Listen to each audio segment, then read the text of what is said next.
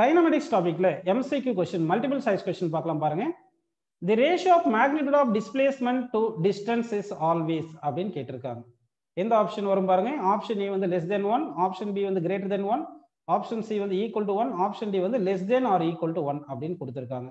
எப்பவுமே வந்து உங்களுக்கு ஒரு ரெண்டு பாயிண்ட் ஃபிக்ஸ் பண்ணிட்டோம்னா டிஸ்பிளேஸ்மெண்ட் வந்து ஷார்டஸ்ட் டிஸ்டன்ஸ் பிட்வீன் 2 பாயிண்ட்ஸ் வரும். டிஸ்டன்ஸ் வந்து எந்த பாத்துனா இருக்கலாம். அப்போ டோட்டல் பாத் லென்த் கவர் தான் டிஸ்டன்ஸ். அப்போ டிஸ்டன்ஸ் வந்து எப்படி இருக்கலாம் பாத்தீங்கன்னா டிஸ்டன்ஸ் வந்து greater than or equal to டிஸ்பிளேஸ்மெண்ட்னு வரலாம். டிஸ்பிளேஸ்மெண்ட்னு வரலாம். அப்படிதானப்பா? அப்போ இங்க கேட்டது என்னது? Ratio of magnitude of displacement to the distance. அப்போ டிஸ்பிளேஸ்மெண்ட் பை டிஸ்டன்ஸ் போட்டோம்னா டிஸ்டன்ஸ் வந்து அதிகமா கூட இருக்கலாம், இல்லைன்னா ஈக்குவல் டு டிஸ்டன்ஸா கூட டிஸ்பிளேஸ்மெண்டா கூட இருக்கலாம். ஓகேங்களா? அதனால இந்த வேல்யூ டினாமினேட்டர் அதிகமா கூட இருக்கலாம்ன்றதால less than or equal to 1 அப்படின்னு நம்ம எடுத்துக்கிறோம். ஓகேங்களா? சரி, நெக்ஸ்ட் क्वेश्चन பாருங்க. The ratio of the heights from which two bodies are dropped is 3:5 respectively.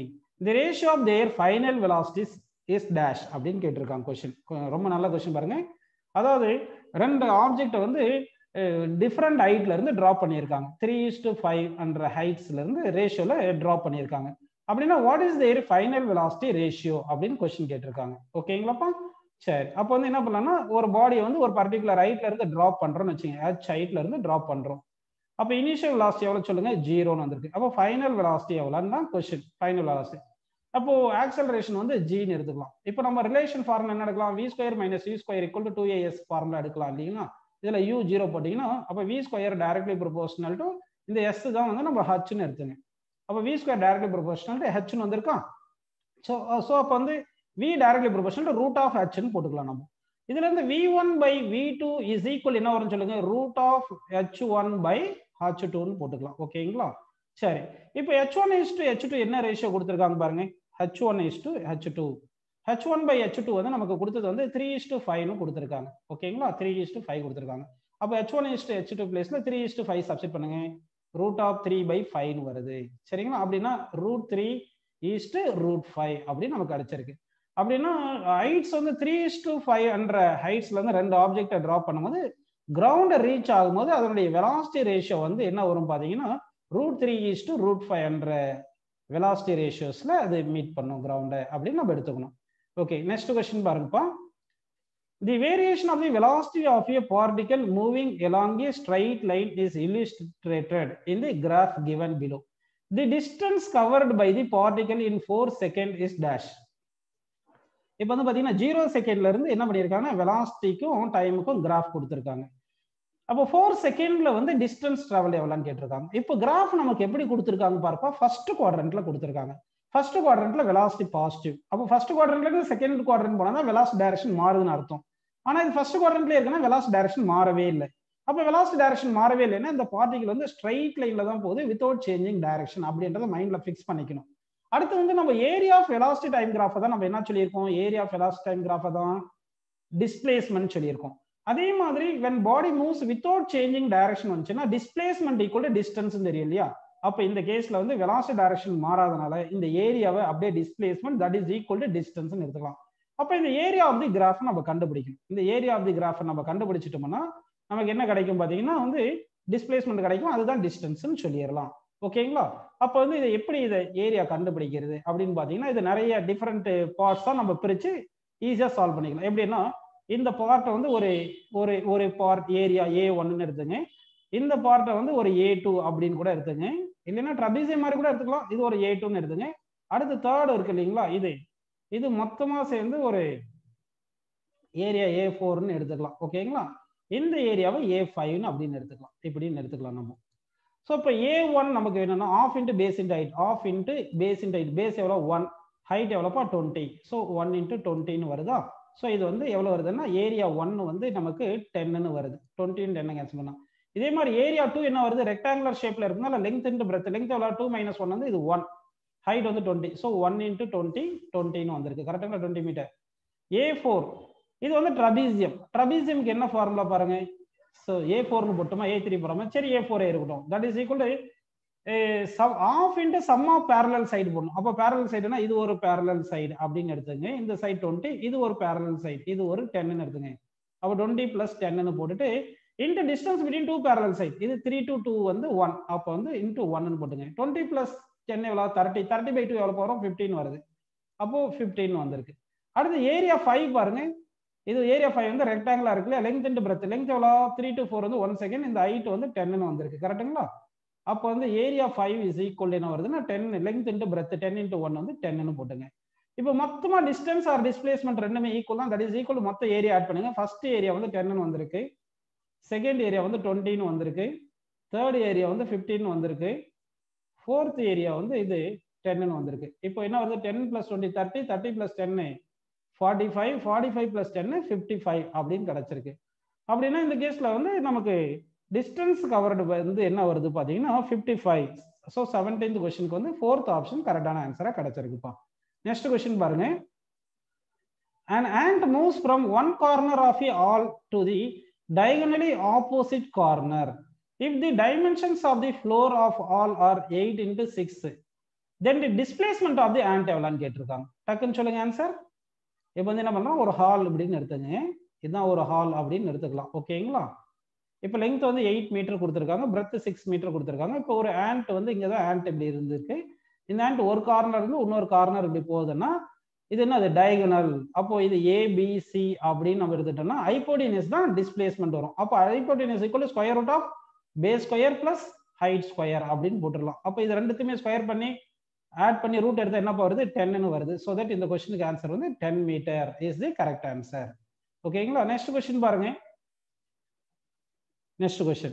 The figure given below shows the displacement time graph of the two particles P and Q. Which of the following statement is correct அப்படின்னு கேட்டிருக்காங்க. So நல்லா கவனிக்கணும். Displacement time graph கொடுத்துருக்காங்க, இதில் எது கரெக்ட்னு சொல்லணும். சரிங்களா? இப்போ என்ன சொல்லியிருக்காங்க, both P and Q will move with uniform equal speedன்னு சொல்லியிருக்காங்க. ஆக்சுவலாக slope of displacement time graph தான் என்னது, வெலாசிட்டி. அப்படிதானே? யூனிஃபார்ம் ஸ்பீட் ஈக்குவல் ஸ்பீட் சொல்லியிருக்காங்க. ஆனால் பி இந்த ஸ்ட்ரைட் லைனுக்கும் கியூ ஸ்ட்ரைட் லைனுக்கும் ஸ்லோப் டிஃப்ரெண்டா இருக்கனால அந்த ஸ்பீடு வந்து டிஃப்ரெண்ட், வெலாசிட்டி வந்து டிஃப்ரெண்டா இருக்கு. அதனால ஆப்ஷன் ஏ வந்து கரெக்ட் கிடையாது. சரி, அடுத்து P is accelerated and Q is ரிட்டார்டட்னு சொல்றாங்க. P is accelerated and Q is ரிட்டார்டட்னு சொல்றாங்க. ஆக்சுவலா ஸ்லோப் ஆஃப் பி கிராஃபும் கியூ கிராஃபும் பாத்தீங்கன்னா நமக்கு என்ன கிடைக்குது பாத்தீங்கன்னா, இது ஸ்ட்ரைட் லைன் இருக்கு, ஸ்லோப் கான்ஸ்டன்டா இருக்கனால அந்த வெலாசிட்டி வந்து கான்ஸ்டன்ட், வெலாசிட்டி வந்து மாறல. வெலாசிட்டி மாறினா தான் எய்தர் ஆக்சலரேஷனா ரிட்டார்டேஷனா இருக்கணும். டிஸ்பிளேஸ்மெண்ட் டைம் கிராஃபுக்கு ஸ்லோப் வந்து வெலாசிட்டி, ஆனா ஸ்லோப் கான்ஸ்டன்டா இருக்கு. ஸ்ட்ரைட் லைன்னா ஸ்லோப் கான்ஸ்டன்ட் தானே. அப்ப வந்து உங்களுக்கு என்ன ஆகுது, உங்களுக்கு ஸ்லோப் மாறாதனால வெலாசிட்டி மாறல. வெலாசிட்டி மாறலனா ஆக்சலரேஷனும் ரிட்டார்டேஷனா இருக்காது. அதனால ஆப்ஷன் பியும் ராங். சரி, ஆப்ஷன் சி பாருங்க. Both P and Q move with uniform speed but the speed of P is more than speed of கியூன்னு சொல்லியிருக்காங்க. ரெண்டுமே பி அண்ட் கியூ ஸ்ட்ரைட் லைனா இருக்கிறதுனால ஸ்பீடு வந்து யூனிஃபார்ம் ஸ்பீடு எடுத்துக்கணும். அடுத்து ஸ்லோப் தான் வந்து ஸ்பீட்னு எடுக்கிறோம். பிக்கு வந்து ஸ்லோப் கிரேட்டர் தென் கியூக்கு வந்திருக்கு. அதாவது ஸ்லோப் ஆஃப் பி வந்து greater than slope of Q அப்படின்னு வந்திருக்கு. கரெக்டுங்களா? ஸ்லோப் ஆஃப் கியூன்னு வந்திருக்கு. ஸோ அந்த மாதிரி பார்க்கும்போது ஸ்லோப் தானே ஸ்பீடுன்னு எடுக்கிறோம். அப்போ ஸ்பீடு இல்லைன்னா வெலாசிட்டின்னு எடுத்துங்க, அப்படி தானே எடுக்கிறோம். அப்படின்னா இங்க பியோட ஸ்லோப் வந்து அதிகமா இருக்கு, கியூ வந்து ரொம்ப கம்மியா இருக்கு. கரெக்டுங்களா? ஸோ வந்து ஆப்ஷன் சி வந்து கரெக்ட். ஆப்ஷன் டி பாருங்க. Both P and Q move with uniform speed but speed of Q is more than speed of பின்னு சொல்லியிருக்காங்க. தப்பு. சரிங்களா? அப்போ இந்த 19th கொஸ்டினுக்கு வந்து option C is the correct answer. Next question பாருங்கப்பா. When brakes are applied, the velocity of a car changes from 40 meter per second to 10 meter per second in 10 seconds. Then acceleration produced in it is dash அப்படின்னு கேட்டிருக்காங்க. சரிங்களா? Break apply பண்றோம். Break apply பண்ணும்போது velocity 40 to 10 வந்துருச்சு in 10 seconds. Then acceleration எவ்வளோன்னு கேட்டிருக்காங்க. So அப்போ வந்து பார்த்தீங்கன்னா இது 40 மீட்டர் பர் செகண்ட்ன்றது இனிஷியல் வெலாசிட்டி, 10 மீட்டர் பர் செகண்ட்ன்றது ஃபைனல் வெலாசிட்டி, டைம் வந்து டி. ஓகேங்களா? 10 செகண்ட் கொடுத்துருக்காங்க. ஆக்சலரேஷன் தான் கொஸ்டின் மார்க். ஸோ ஆக்சலரேஷனுக்கு என்ன ஃபார்முலா சொல்லுங்க, final velocity minus initial velocity divide by time taken போடணும். ஃபைனல் வெலாசிட்டி 10 கொடுத்துருக்காங்க, இனிஷியல் வெலாசிட்டி 14 கொடுத்துருக்காங்க, டைம் டேக்கன் வந்து 10 இருக்கு. ஸோ இப்போ 10 minus 40 வந்து -13 வருது, டிவைட் பை 10 எடுத்துக்கிறோம். 0 0 cancel. So that acceleration equal என்ன வருது, -3 மீட்டர் பர் செகண்ட் ஸ்கொயர் அப்படின்னு கிடைச்சிருக்கு. ஸோ ஆன்சர் பார்த்தீங்கன்னா இப்போ -3 metre per second square is the correct answer. ஓகேங்களா? சரி, நெக்ஸ்ட் கொஸ்டின் பாருங்கப்பா. Next question. If a body starts from rest and moves with uniform acceleration, then எந்த ஆப்ஷன் கரெக்ட் அப்படின்னு நமக்கு கொஸ்டின் கேட்டிருக்காங்க. பாடி வந்து starts from rest and moves with uniform acceleration அப்படின்னு சொல்லியிருக்காங்க. சரிங்களா? அப்படின்னு பார்த்தோம்னா இப்போ ஈக்குவேஷன் எடுக்கணும். v is equal to u plus 80, u 0னால 18, a கான்ஸ்டன்ட்னா velocity directly proportional time.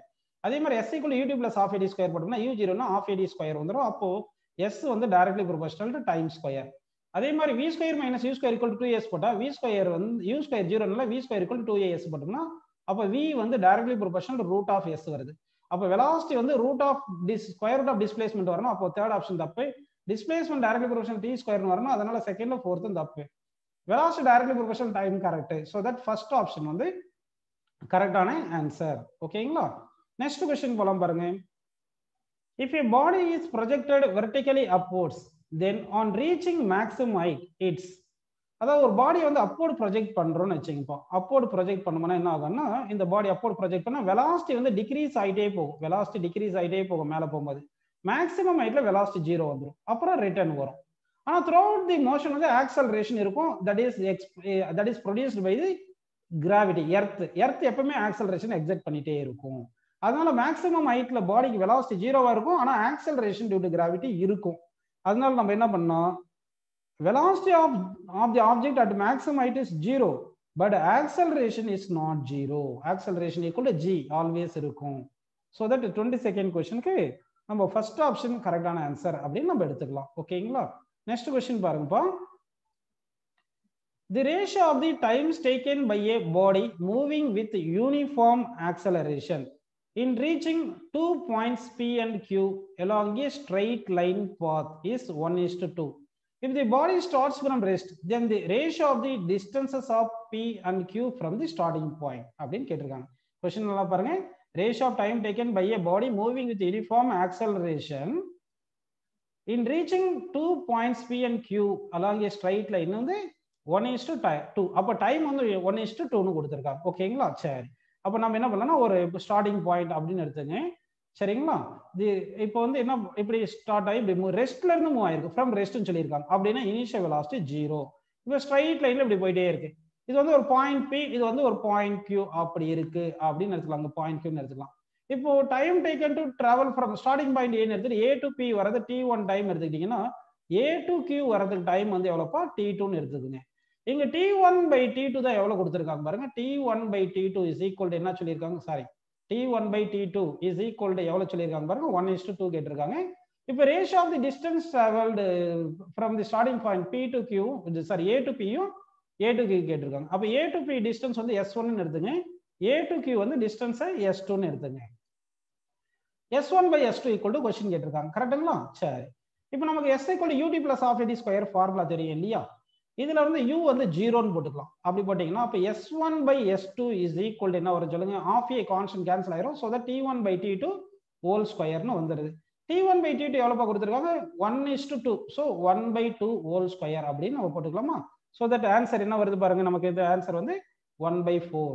So ratio of the distance traveled வந்து 1:4 அப்படின்னு நமக்கு ஆன்சர் வந்து செகண்ட் ஆப்ஷன் வந்து நமக்கு கரெக்டான ஆன்சரா கிடைச்சிருக்கு. ஓகேங்களா? நெக்ஸ்ட் क्वेश्चन பாருங்க.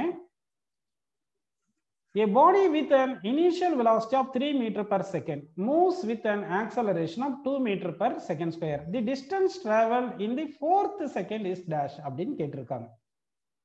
ஓகேங்களா? ஸோ இது ஒரு நல்ல கொஸ்டின் பாருங்கப்பா. இப்போ வந்து இனிஷியல் வெலாசிட்டி வந்து 3 மீட்டர் பர் செகண்ட் சொல்லியிருக்காங்க, acceleration 2 meter per second square சொல்லியிருக்காங்க. So distance travelling 4th second கேட்டிருக்காங்க. அப்படின்னா நம்ம என்ன பண்ணோம்னா ரெண்டு மெத்தட்ல பண்ணலாம். ஃபர்ஸ்ட் மெத்தட் எப்படி பண்ணலாம்னா, இனிஷியல் பாயிண்ட் ஏன்னு எடுத்துங்க, ஃபைனல் பாயிண்ட் பின்னு எடுத்துங்க. இப்போ இன்னொரு பாயிண்ட் சின்னு எடுக்கிறேன். A to C டிராவல் பண்ற டைம் 3 செகண்ட் எடுத்துங்க. A to B டிராவல் பண்ற டைம் வந்து 4 செகண்ட் எடுத்துங்க. அப்போ 4th செகண்ட்னா C to B தான் நமக்கு வேணும். C to B தான், இதுதான் 4th செகண்ட்ல டிஸ்டன்ஸ் டிராவல். இந்த 4th செகண்ட்ல டிஸ்டன்ஸ் டிராவல் பண்ணா என்ன பண்ணா, 4 செகண்ட்ல டிஸ்டன்ஸ் டிராவல்டு மைனஸ் 3 செகண்ட்ல டிஸ்டன்ஸ் டிராவல் இப்படி பண்ணியும் சால்வ் பண்ண ஆன்சர் வரும். இப்படி பண்ணும்போது என்ன வரும் சொல்லுங்க, S equal to UT plus half AD square தானே, UT plus half AD square வரும். அப்போ வந்து 4 செகண்ட்ல டிஸ்டன்ஸ் பாத்தீங்கன்னா U into 4 plus half into A into நம்ம என்ன பண்ணோம் 4 ஸ்கொயர்னு போட்டுக்கணும். ஓகேங்களா? மைனஸ் போட்டு இந்த 3 செகண்ட்ல பாத்தீங்கன்னா U into 3ன்னு போட்டுட்டு plus half into A into 3 square அப்படின்னு போட்டுக்கணும். இப்படி போட்டு சால்வ் பண்ணணும். இப்படி பார்த்தீங்கன்னா இது 4u ஒன்று இருக்கு, இங்க மைனஸ் உள்ள போனா -3uன்னு ஒன்று வருது. அடுத்து இங்க வந்து half a into 4 square 16 சரிங்களா? அப்போ பிளஸ் 16 half a அப்படின்னு வச்சுங்க. இந்த மைனஸ் உள்ள எடுத்தோம்னா 3 ஸ்கொயர் வந்து 9 வருது இல்லையா? -9 half a வச்சுங்க. இப்போ வந்து 4uல 3 போச்சுன்னா uன்னு வருதா? 16 half a ல 9 half a போச்சுன்னா 7 half a வரும். ஸோ பிளஸ் 7a/2 போட்டுங்க. இப்போ சப்ஸ்டிட் பண்ணுங்க. u எவ்வளவு வந்திருக்கு பாருங்க 3 எப்படின்னு போட்டுட்டீங்க. பிளஸ் 7 into a எவ்வளவு கொடுத்துருக்காங்க? 2 தானே கொடுத்துருக்காங்க. அப்போ 2/2ன்னு போட்டுங்க. இப்போ இது சால்வ் பண்ணா நமக்கு ஆன்சர் என்ன வருது பாருங்க. இந்த 2 கேன்சல் பண்ணா 3 + 7 10 மீட்டர்னு கிடைக்குதுங்களா? ஸோ அப்போ வந்து நமக்கு ஆன்சர் வந்து 10 மீட்டர் கரெக்ட். ஸோ இந்த மாதிரி பண்ணலாம். இப்படி வந்து பண்ணலாம். ஏன்னா வந்து 4th செகண்ட்ல 4 செகண்ட்லன்னு கேட்கல, 4 செகண்ட்ல கேட்டிருந்தா டிஸ்டன்ஸ் வந்து A to B வந்து 4 செகண்ட்ல டிஸ்டன்ஸ் சால்வ் பண்ணி இருக்குன்னு பண்ணிக்கலாம். ஆனா 4th செகண்ட் தானே கேட்டாங்க. அப்போ 4 செகண்ட்ல டிஸ்டன்ஸ் சால்வ் -3 செகண்ட்ல டிஸ்டன்ஸ் சால்வ்னு செப்பரேட் பண்ணணும். இப்படி பண்ணலாம். அப்படி இல்லைன்னா நம்ம ஈஸியான மெத்தட்ல எப்படி பண்ணலாம்னா டிஸ்டன்ஸ் டிராவலிங் nth செகண்ட் ஒரு ஃபார்முலா இருக்கு. அதுக்கு என்ன பாத்தீங்கன்னா u + a/2. இது மெத்தட் 1ன்னு வச்சுங்க. இது மெத்தட் 1ன்னு எடுத்துங்க. இப்போ மெத்தட் 2 சொல்றேன். இது டைரக்டா ஃபார்முலா ஜெனரல் ஃபார்முலா டெரைவ் பண்ண மாதிரி அஸ்யூம் பண்ணிக்கங்க. டிஸ்டன்ஸ் டிராவலிங் nth செகண்ட்னா லாஸ்ட் 1 செகண்ட். அதுக்கு வந்து ஃபார்முலா பாத்தீங்கன்னா u + a/2 × 2n - 1ன்னு எடுத்துக்கணும். அப்படின்னா இங்க எந்த செகண்ட்ல வந்து நமக்கு கேட்டிருக்காங்க? 4th செகண்ட்ல கேட்டிருக்காங்க. அப்படின்னா n = 4ன்னு எடுத்துக்கணும். இதுல சப்ஸ்டிட் பண்ணுங்க. இதுல சப்ஸ்டிட் பண்ணா டைரக்டாவே நமக்கு அப்படியே டிஸ்டன்ஸ் டிராவலிங் லாஸ்ட் செகண்ட், அதாவது இங்க வந்து 4th செகண்ட் கிடைச்சிடும். u வந்து 3ன்னு போட்டுங்க, பிளஸ் a வந்து 2 போட்டு /2 போட்டுங்க. இந்த 2 × n வந்து 4 தானே, 4 போட்டு -1ன்னு போட்டுங்கப்பா. இப்போ இந்த 2 கேன்சல் ஆயிடுச்சு. 3 அப்படியே போட்டுங்க. பிளஸ் இந்த 2 × 4 8, 8 - 1 7. ஸோ 3 + 7 வந்து 10 மீட்டர் அப்படின்னு நமக்கு ஆன்சர் கிடைச்சிருது. ஸோ தட் இந்த கொஸ்டினுக்கு ஆப்ஷன் ஃபர்ஸ்ட் ஆப்ஷன் வந்து கரெக்டான ஆன்சர்.